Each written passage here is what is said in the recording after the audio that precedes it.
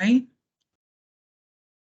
Fantastic. So I'm going to hand over to Asif Abraham, who's going to do an introduction to the session today. So, yeah.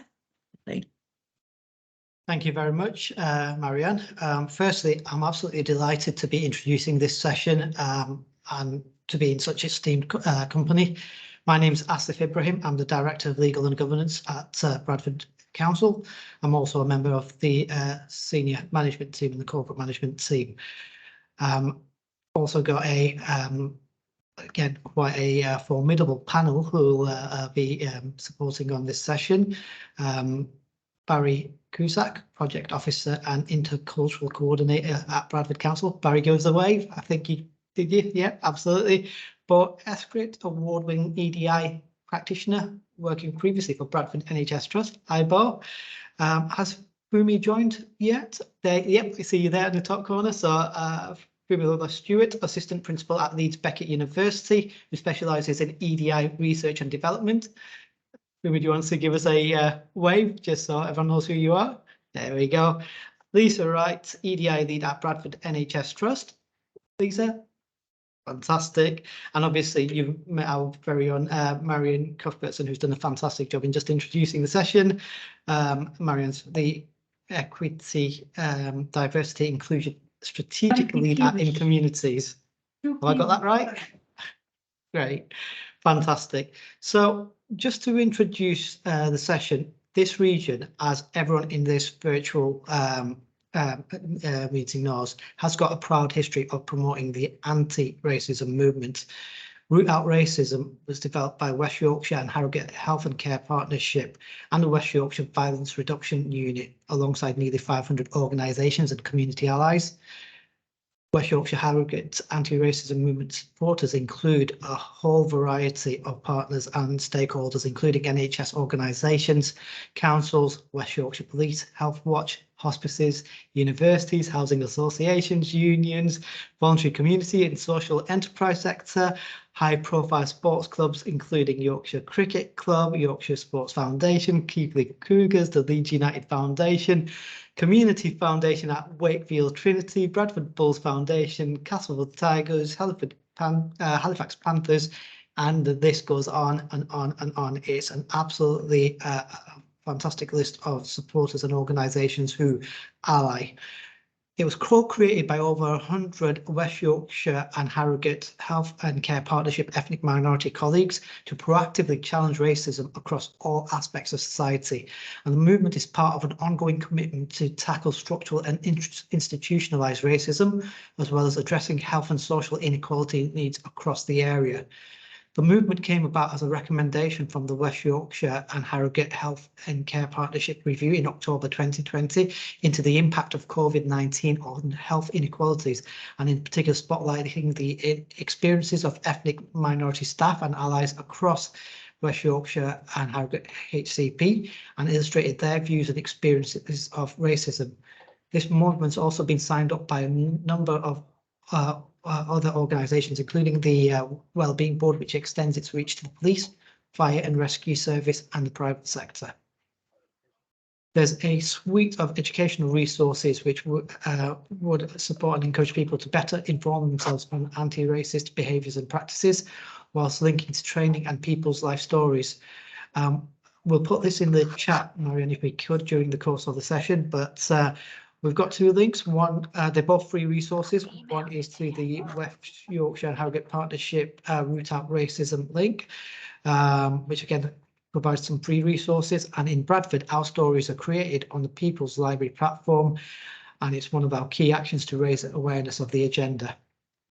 So this session, and effectively, it's a key seminar for this entire week. We've agreed as a system to adopt an anti-racism approach. And as above, in terms of what we've discussed, we've all signed up to this, but each organisation is at a different place. Our intention with this programme is to use this space to create and bring partners together across the district and Craven to learn from each other, build confidence in each other, knowledge, create community of practice. We've got a long way to go. We've got strong pockets of good practice, but what we'll ensure is people will hear about this session and hopefully it will spread out further. An understanding of anti-racism is important in order to apply it effectively. It isn't about everyone being the same. It's not about, everyone being racist. It's not about racism per se. It's about understanding that culturally and systematically racism does exist, and it could go back historically all the way back to colonialization and slavery. The key message here is that people reflect on what they hear and think about what they can do to support the anti-racist movement and think interculturally in their work. We're a diverse and young place. Any of your own personal reflections on what personal commitments you've made around this would be really useful to hear.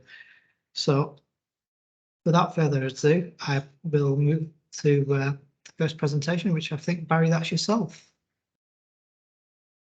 Thank you very much, Asif. I shall just share my screen.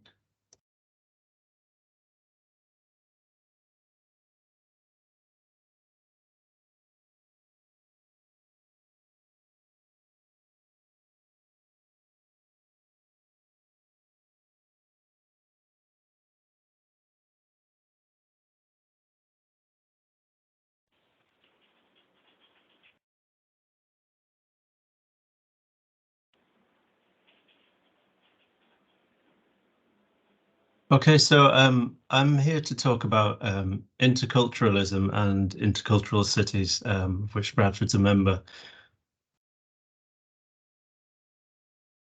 So what is interculturalism?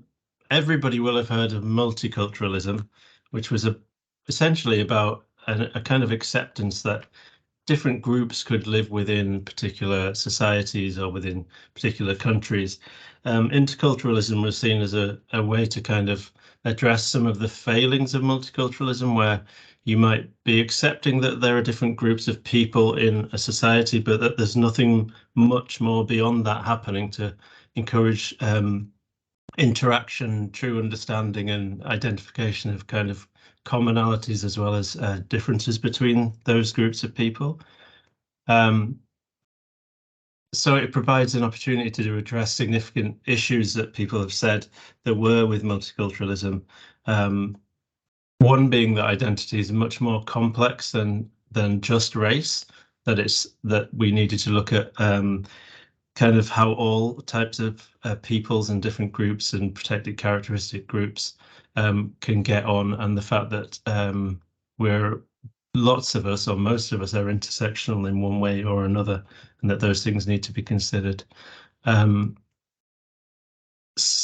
criticism that multiculturalism saw identity as static and fixed within group boundaries and failed to recognize those nuances in people and groups. And in some senses, it was accused of accepting segregation where we have coexistence, but not collaborative existence. Interculturalism, in the way that we understand it here in Bradford, which is derived from the Council of Europe's Intercultural Cities programme, essentially is built around three things: equality, diversity being an advantage if it's well managed, and interaction being deliberately planned into everything that we do. A fourth crucial element, really, that Intercultural Cities version of interculturalism seeks is civic participation, and in doing so, that's a way of empowering people or giving people the power that they have the right to use. It's founded in contact theory, and the main elements of contact theory are that intergroup contacts should be where everyone has equal status, where they are cooperating. That cooperation could be around common goals, and that this work and these interactions are supported by key social and institutional authorities. An intercultural city, being a member of this 156 city network, all of those cities are trying to strive towards some of the things listed below, and these are kind of essential elements of it. So leaders who regard diversity positively, cities that actively try to combat discrimination, have strategies and tools to deal with diversity and cultural conflict, to enhance participation and encourage greater mixing and diversity in all spheres.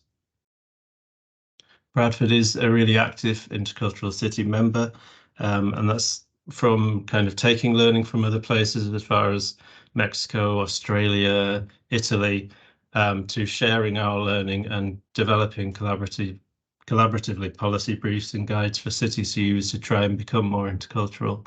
And we joined to demonstrate our commitment to viewing and portraying diversity as a strength, to try and embed interculturalism or the lens of interculturalism into everything that's done in the district, to reflect honestly about where we are. They help us to self-assess, to share our great work and to learn from others around the world.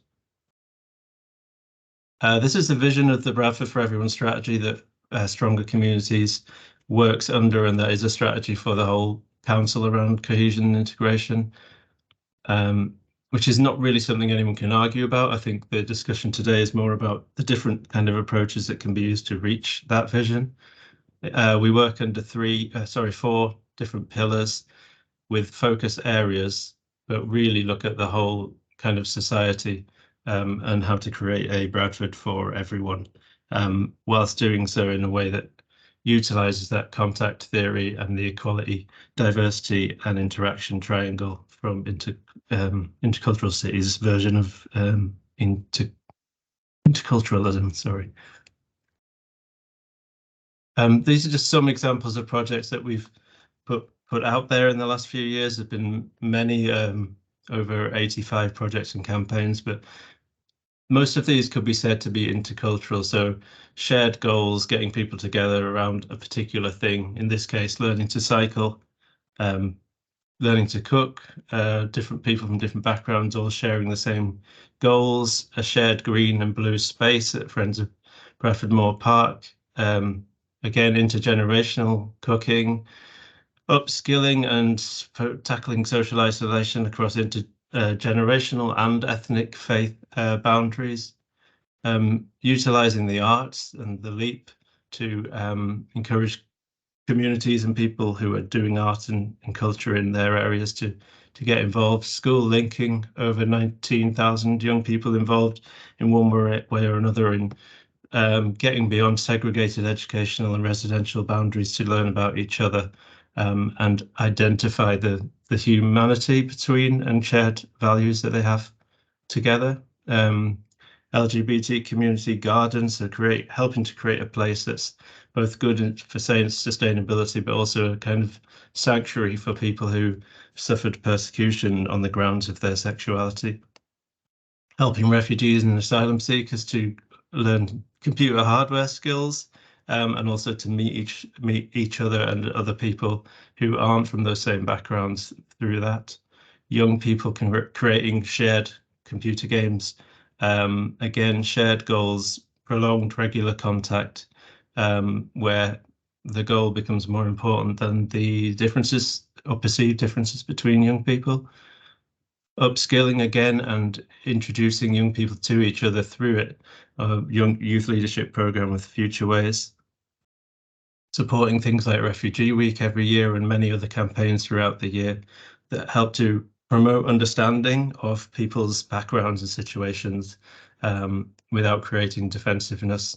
Creating a Welcome to Bradford website, which is for anyone coming to the district, but primarily for people migrating and coming in from other places who need help and to know their rights and information about the place. And really our strategy is an intercultural strategy, and our new strategy, when it arrives in 2024, will also be an intercultural strategy where we try to look at everything through that kind of lens.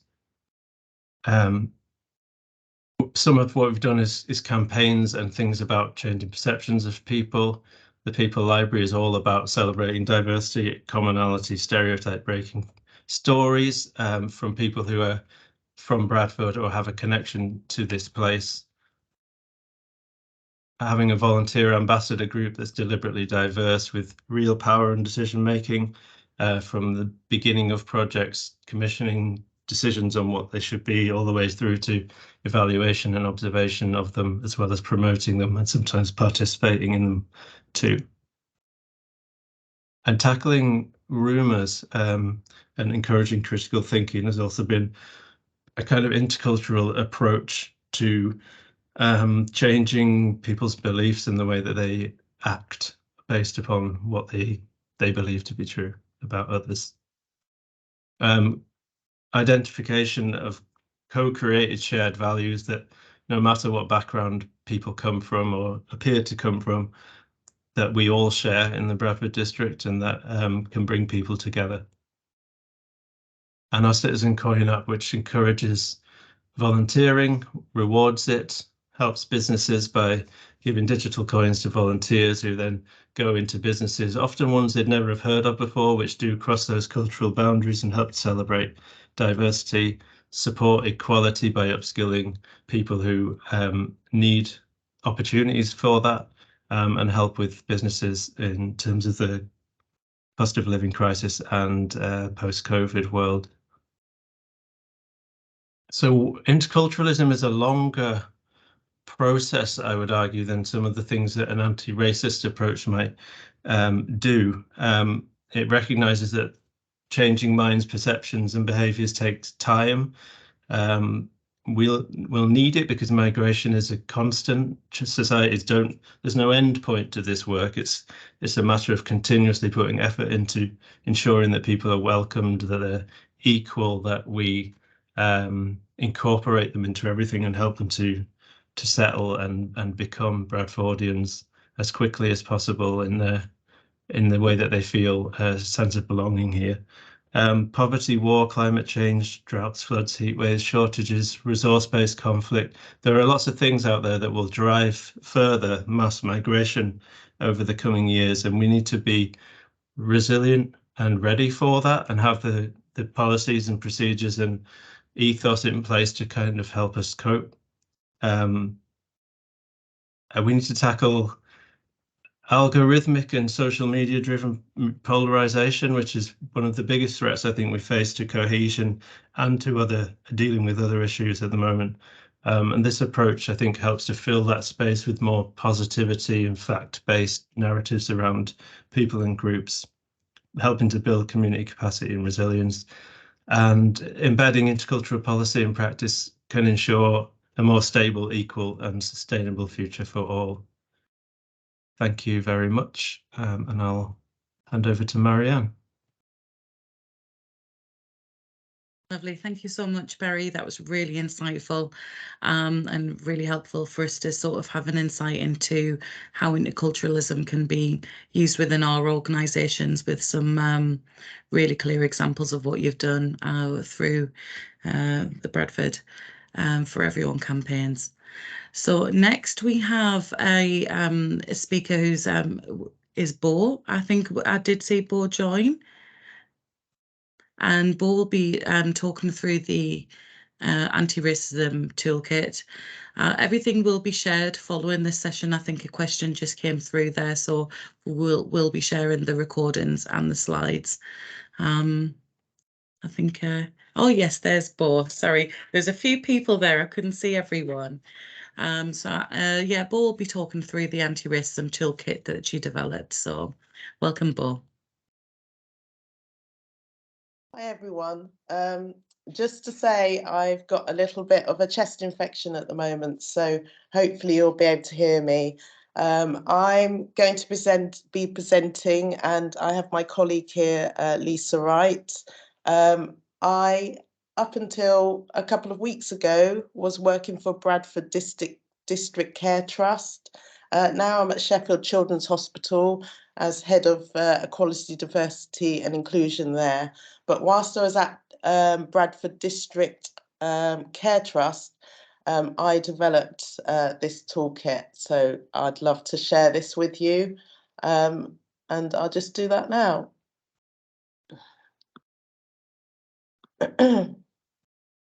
Okay.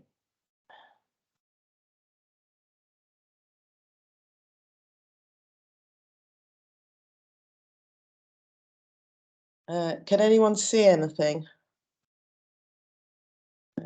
Not yet. Sorry, I'm just going to do it again.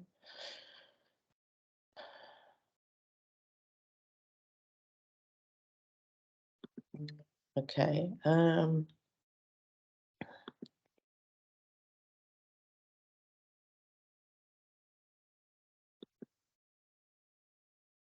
You'll need to go back to the window you were sharing to resume. Sorry, I'm not sure why this isn't. Oh, it's come through now. Has it come through now? We can see it now, Bo. So you can see it. Okay. Yeah, we can all see it.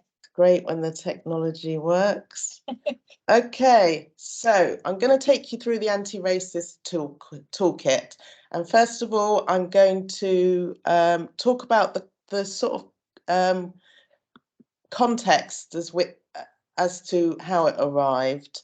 So this really was the context, and as you can see, this is around the murder of George Floyd, and 2020. So going back there, and how really anti-racism started to become quite entrenched into people's mindsets after that terrible incident, and how we started to have demonstrations over here as well. And really, it takes a lot for the whole of society to start to think about anti-racism and racism again. The last time I remembered was Stephen Lawrence. I think it must have been about 1993. So it takes really big events for racism to become prominent in people's minds, basically, and that's what we saw happen in 2020. During that time, the Trust made this pledge around really wanting to tackle racism, and this was the pledge, really, and this was really driven by the chair of the Trust at that time. Her name was Kathy Elliott, and I think she's gone on to be the chair of the ICB in Yorkshire now, I think. And so this was the pledge, and it was jointly also made by the Black Asian Minority Ethnic Network at Bradford District Care Trust as well. So really wanting to do something. And then shortly after that, I started working for Bradford District Care Trust, and they wanted something really to ignite this pledge and to make it living, basically, to take some action. Shortly, as you'll know, after the murder of George Floyd, we then had the COVID pandemic. If you're working in the NHS, you would have started to see that the first 11 Black, Asian, minority ethnic doctors were the first that were dying during the COVID pandemic. Rest in peace. These are them. So there started to be a lot of concern in the NHS. Healthcare staff from Black, Asian, minority ethnic backgrounds, we were seeing that they seemed to be more at risk, and that was more to do with their exposure to patients. If you think about the NHS, about 20% of the workforce is from Black, Asian, minority ethnic staff. Those staff are usually, we have a lot of staff that are nurses, so that exposure to patients and being able to contract COVID, as well as our doctors. So the anti-racist toolkit, you all know who this is, Angela Davis, who was part of the Black Panther movement over in the America during the 60s. And what she said was that in a racist society, it's not enough to be non-racist, we must be anti-racist. The words that she spoke in the 60s still ring true today. If we accept we are in a racist society, then we must also accept that it's not enough to be a non-racist. We actually have to be anti-racist, and anti-racism then must be seen as an intent and also action. And so during, it was really following the murder of George Floyd, I started to see this diagram a lot. I saw it on Twitter, I saw it on my social media. And this was the diagram really. So it was becoming anti-racist, and it had three sections to it. It made a lot of sense to me, and therefore I decided to build a toolkit around it. This actually was designed by a doctor over in America. So this started to circulate, and I did think, well, this seems quite a logical way of looking at anti-racism. So that's what I set about doing.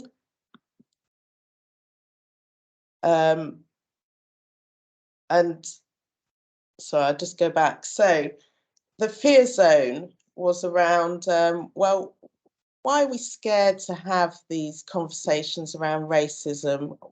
And what tools do we need to be able to have them, basically? So I thought if we could try and deal with that fear, and that fear is not is on a lot of different sides. So white people may have the fear of addressing racism because they don't want to get something wrong. I'm always told that there's a real fear about them being called racist. Black, Asian, minority, ethnic people have a fear about, talking about racism because of what we might lose through that. For example, losing the relationship. And then just looking at the learning zone around what do we need to know about racism to become anti-racist, basically. So how can we educate ourselves? How can we understand our privilege, and so forth? And then going to the growth zone. Where we actually start to take action. We start to sit with the discomfort of talking and challenging racism, and we start to want to understand each other's stories and experiences. So the aim of this kit was really to support staff in educating themselves, learning about racism, and then actually, once we had the learning, feeling confident in having those conversations about racism, trying to take action to dismantle it, and to really start to address racism everywhere that they might see it, which, for instance, our policies, procedures, our everyday way of doing things. So this is the kit, really. So this sits, as Lisa will also tell you, this sits on the SharePoint within the Bradford District Care Trust. And so, as you can see, there's 3 zones, as I explained. And you can go through this toolkit. It's really interactive. And so what's in it is there's lots of videos, there's lots of articles, and places that you can get information, basically, around to understand racism, to then be able to tackle it. So that's the cover page of it, which just sort of sets the scene. And should have said, actually, that sometimes this sort of presentation can be triggering. I just want to acknowledge that and recognise that as well. And then sorry, so that's the introduction page, and then going into the fear zone. So you can see there, we start to ask questions in this zone around why are people afraid to talk about race? How do we support staff in this fear zone to venture into that, venture out of their comfort zone? So, and giving tips around how to get comfortable with the uncomfortable. So this is what this zone is set up to do. And also on each page, we do have a little sort of box there where people can submit other things that might be of interest for this toolkit, or give comment and feedback. I had a lot of feedback concerning this kit. It made people feel uncomfortable, and it's good to understand that, and then to you know, unpack that a bit. What was the uncomfortableness about? People didn't like some terms. People didn't like the term. Really, the one that caused most of the feedback, it was the term white privilege and white supremacy, and white systems of power. That that was quite hard for some people. Then we go into the learning zone, and as you can see, there's a clip here. This is from the BBC. Why are people racist? So lots of clips, tools, articles, looking at unconscious bias and blind spots. So there's quite a lot in that learning zone, and people can work through that at will. I did try and make it interactive and interesting, basically, because it is such a hard and challenging subject. Within the learning zone, we also look at levels of racism. So people getting to really start to understand that we're not only talking about interpersonal racism, and that's the racism that's expressed through words in the main, around, for example, name calling, a derogatory name calling, that sort of thing, racist name calling, and actually start to understand that there is a number of levels of structure to racism. There is the systemic, there's the structural, the interpersonal, but there's also the internalized as well. So raising that awareness as to what it is and how it operates.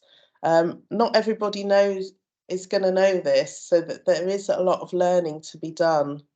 There was a lot of people that I come across that just see it as, oh well, it's just the N word, it's just the P word. But no, it's not only that. It's this whole structure. It's a structure of power, and really starting to understand how that structure of power works.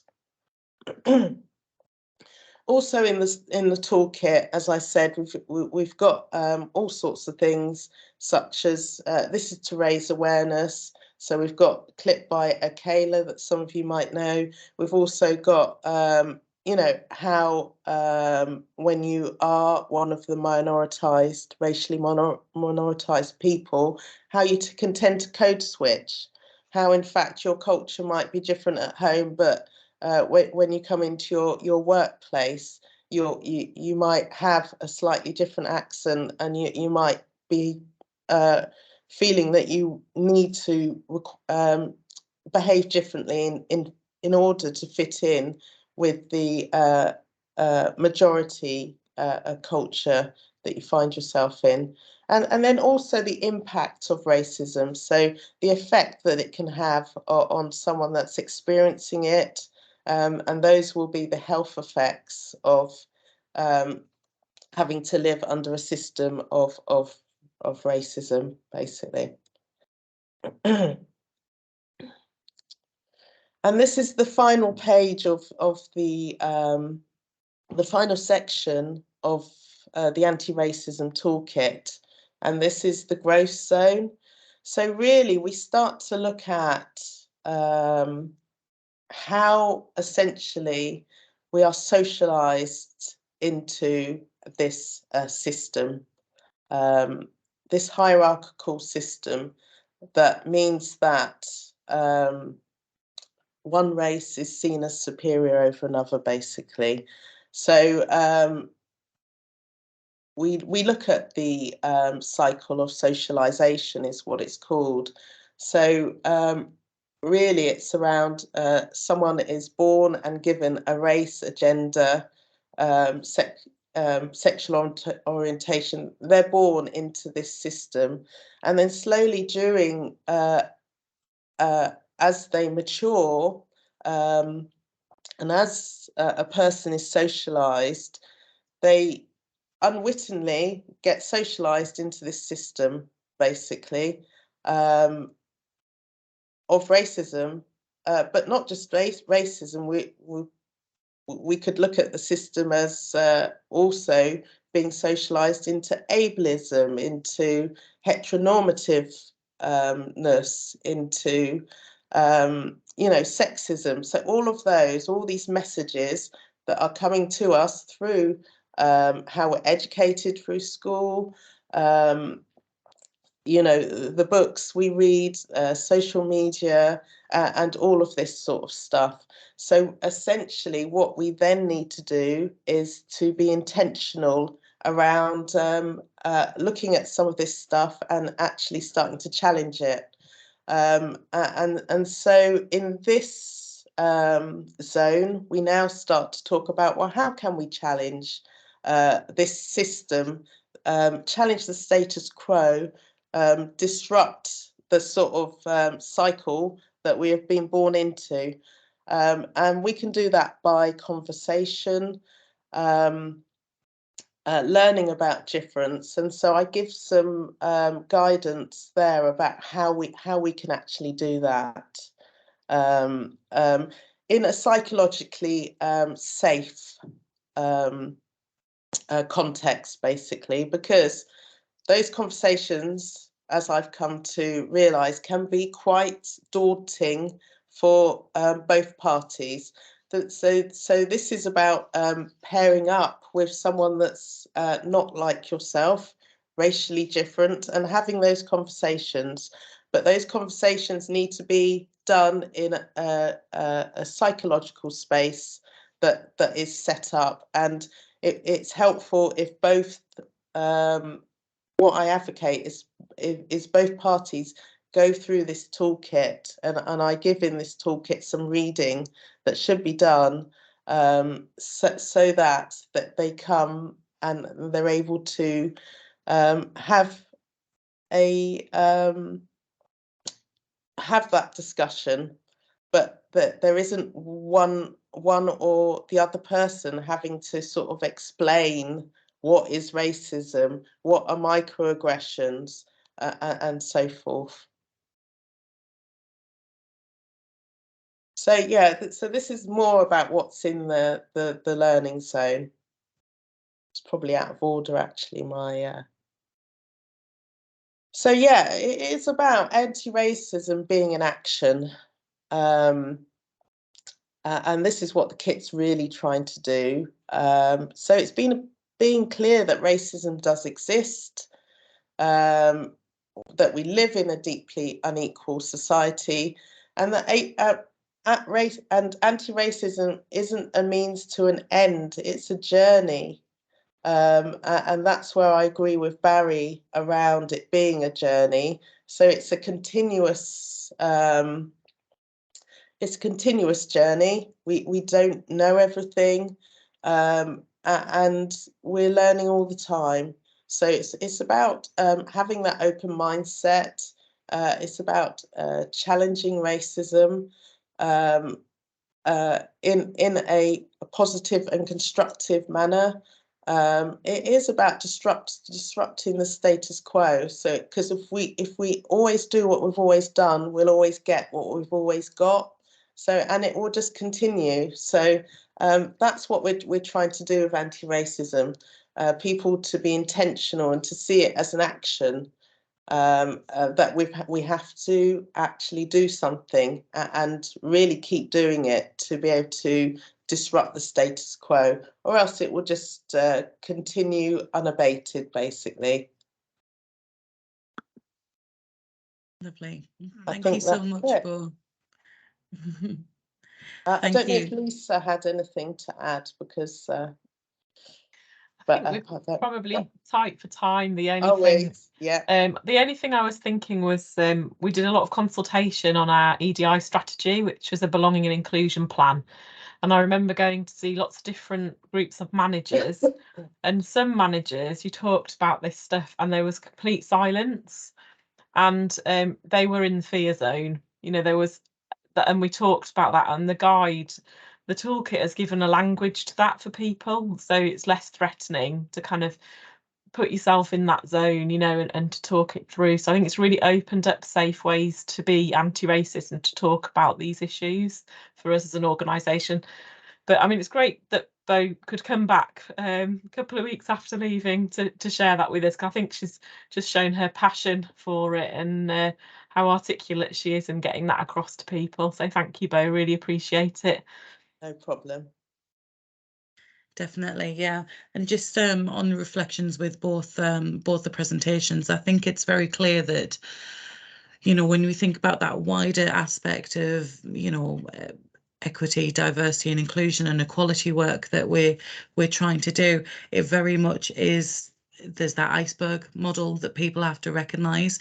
You know, I think that when people think about anti-racism, they think about it sometimes from that one aspect of, I'm not racist, we're not a racist organisation, without thinking about the different levels of work and action that needs to go into that. Same with anti-culturalism. I think you have to identify that there's a lot of different aspects that go into the work that's needed around intersectionality, and I think a lot of the work that's needed around this involves that need for more inclusive leadership, and that mindset has to change, and that has to be a lot of self-reflection that people have to go through.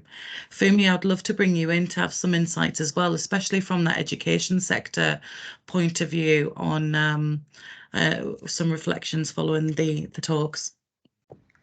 Thank you. Firstly, I just wanted to say thank you for inviting me. It's a huge privilege to be around so many people that are really intent on making this change. So I'm really grateful for being here. Also, I do just need to flag that I think my introduction was slightly wrong, and I don't want to steal anybody's thunder. I don't work at Leeds Beckett. I'm based at Dixon's Academies Trust in West Yorkshire. So it's no, it's fine. It's a range of secondary schools. I just don't want to, you know, step on anybody's toes and steal their progress that they've made. I think it's been really interesting, particularly the idea of interculturalism, because I think the idea of multiculturalism, unfortunately, is something that has been completely demonized by politicians, like mainstream politicians in the past. And they've kind of argued that this idea of having multicultural societies is a problem, and that has served to kind of deepen the idea of segregation, and also kind of has caused preconceptions amongst people within those communities about people that are different to them.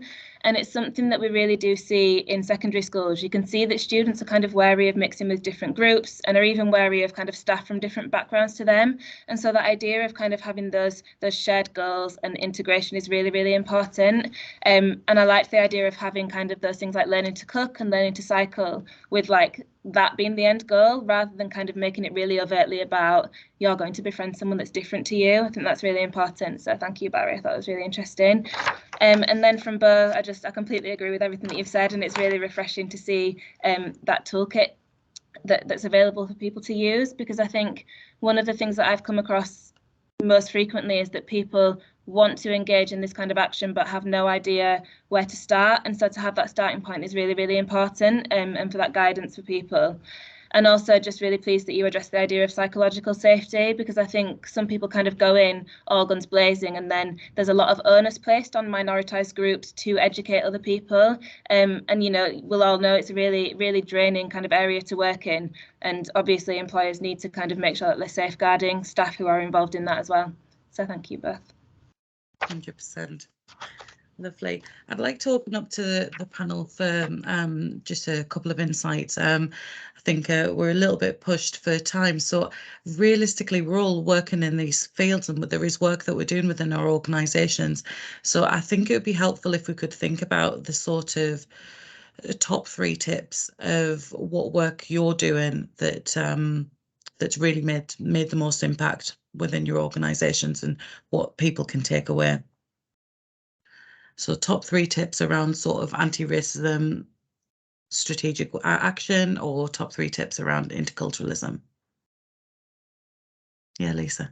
I'll just share one. But I found that it's something that we need to maintain and sustain resource and impact into. It can't be something you just do as a quick, response to the murder of George Floyd. It has to be embedded and it has to have resource behind it, because what we found is we can make a change, and often it's in perception actually of people feeling valued and heard. But if you don't keep that going, it can be quite damaging, because things don't change and then that hope is really dashed, and it can take people right back and trigger people through that process as well. So I think for boards, for organisation leads, it's about how we sustain the resourcing around some of this, make it everybody's business. That'd be my top tip. Yeah, Barry? I think for me it's around, I love the toolkit and everything that you said, Bo, literally every word, I think. But I think it's around choosing the right approach for the right context and taking time over that to make sure that we don't, whatever it is we do in whichever way we do it, we want to achieve a goal. I once heard from a Canadian Intercultural Cities colleague, his analogy around this was apples and oranges, both good for your health, but sometimes you might want to select one or another for different reasons, etc. And it's all part of like the health of a society, the 5 a day, etc. But some things, potentially an intercultural approach in the wrong situation could cause adverse consequences, and likewise an anti-racist approach in the wrong situation or with the wrong audience may actually create more of the thing we're trying to eradicate. So I think just taking time to decide on the approaches and consider the end goal and what the best mechanisms are, whether it's a combination of approaches, is probably worth us considering more before we act. I think interculturalism is a very safe way to do things, but like Bo said, sometimes we need to disrupt more and to really kind of make people think and get everyone kind of acting on things proactively rather than the longer term thing. But I think, yeah, just checking on context and what's going to achieve the goal that we all want, without creating too much of an adverse response. It's probably a useful thing to do. I would agree with that, and that was kind of what I was going to touch on as well. It's a really good book, Shireen Daniels, The Anti-Racist Organisation, which is, very much a toolkit in itself in how to build that sort of, very clear strategic action, but which is needed, and it needs to be that sustainable action, is what Lisa said as well. And one thing that she talks about in the book is the 4-factor race model, which is that first part of, the R is recognizing there's a problem, and the A is analyzing the impact. You've got to understand your people, you've got to understand the environment, because like I said, it's not a one shoe fits all approach that will work for each organization or each sector. So that analysis, I think, is very important. And then I think the C is that sort of commit to change, which is, very crucial. It has to be that sort of long-term strategic action that's consistently built up upon. And I think the E is empower people. And I think that's what both areas, these interculturalism and anti-racism, they both interweave for me. with very clear benefits, in that one is around sort of clear action around that we can build into, but the other one is that sense of belonging which is needed, you know, and to share that commonality with everyone. So yeah, I think that's that would be my top tip, is to make sure you take that step-by-step action. I will share that. I've seen a question come through. I'll just dip into, Helen, I will share that in the chat as well. It's a really good book. Any more insights that anyone would like, top tips that someone would like to share?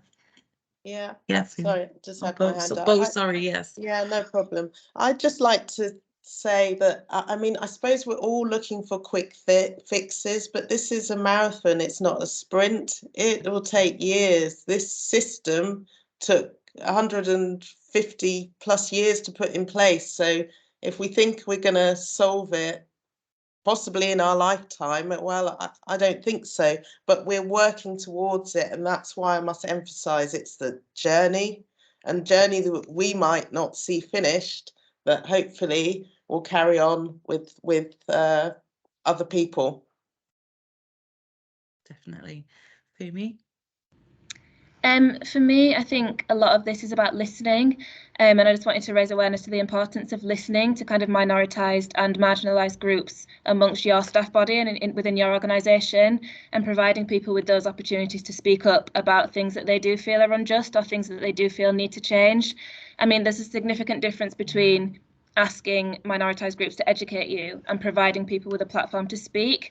One of the best things that we've done at Dixon's, to be honest, is organise for staff and student voice to be conducted, because it's been instrumental in kind of making people realise, actually, I've been looking at these policies through my own lens. I've been looking at that as kind of a white man, or even like as a black woman, without considering, for example, people from the Asian community, people from different religions. And I think it's so important to get those insights, because then that gives you a place to start from within your organisation for things that can be done quite quickly, and kind of to undo things that are already problematic before you start kind of looking at huge brand new things to bring in, I guess. Yeah, love that. And I think it is about, like I said, recognizing that it is a journey, not a sprint. You know, a marathon, not a sprint, but equally recognizing those milestones that we each achieve, and the work that, you know, the good work that goes into that, and what you achieve throughout that journey, and the positive action that you create. So I would like to ask, you know, what is something you're really proud of the work you've done so far in your organisations, from the panel? If anyone wants to go with that. Fumi, do you want to answer that one? Yeah, I think for me, my priority over the past couple of years has been about decolonising the curriculum in schools. But obviously, before we were in a place to do that, I had to kind of build up a series of training sessions that provided staff with the tools to do that, because, you know, everyone's come from a different starting point and people didn't have an understanding. And so I guess I'm really proud that from going from somebody who was kind of scared to put the hand up or scared to challenge anything in school, like I've managed to kind of transform the mindsets of people across, not the entire organisation yet, there's loads more work to be done, but across our academy that I work in, staff do feel like they've got the tools to kind of adapt the curriculum, and it's not just happened in subjects that it easily lends itself to. So it's not just in history, it's not just in English. We've got kind of science teachers speaking about the history of science, maths teachers speaking about the history of maths, and kind of placing I mean, speaking about rewarding people who actually deserve those rewards that have like been taken away from them in the past. So I think that's one of my things that I'm proud of. Love that. Fantastic. Barry? Really just getting to the privilege that it's been to see some of the results, the relationships, the prejudice being broken down, the way in which people that through our projects, through our ambassadors group, have really kind of just come together with people that they never would have been able to or felt able to have those relationships or conversations with, and creating those spaces for that kind of really important both listening and talking in a way where people feel comfortable to say what they really think, and for that to be okay. It's a way of really solving issues is to properly talk about them. But just seeing the kind of joy in human relationships, regardless of people's backgrounds in whatever respect, whether it's race, faith, or any of the other characteristics. It's just it's a privilege really to witness. Love that. For me, I'd say one thing that I'm really proud of is that Edding Communities, the housing association I work within, I've been here 8 months now, and last year we released our EDI statement of intent, which I developed, which was really part of that sort of recognising that there's a problem. And I think it was really important that before any strategic action that came following that and a strategy, that we actually just said, you know, we know that there's issues, and we're going to be transparent about that, and really commit to making a change. So it showed that sort of continuation from not only, you know, inclusion being part of our values, but equally we know that there's an issue, this is the action that we're going to do, and really starting to build that framework for people to have a safe space to educate themselves, which I think a lot of the work that we're talking about is really about allowing people that space for their own growth mindset, because not everyone is at the same place in this journey when it comes to identifying that there is an issue when it comes to race, that there is an issue with regarding sort of segregation of different cultures. So it's about sort of giving people that platform there's so many, I mean, I think that's one thing that I love about this work at the minute. There is so many amazing resources out there, and I get so much from the group that we're all part of and the shared collective working that we do. And so yeah, that would be something I'd be proud of.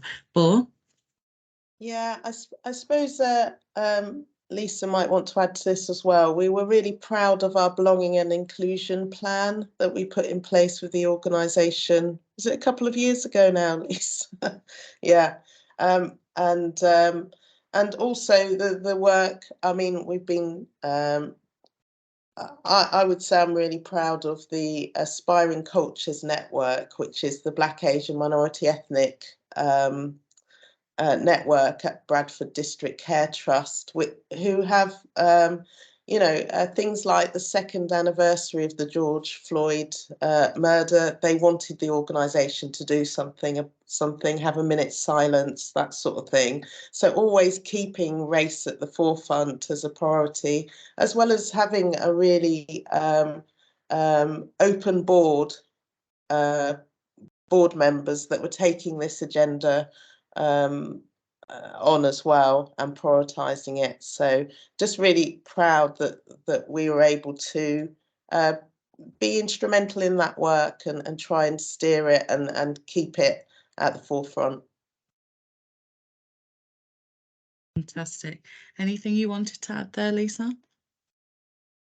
No, I think that was really well put.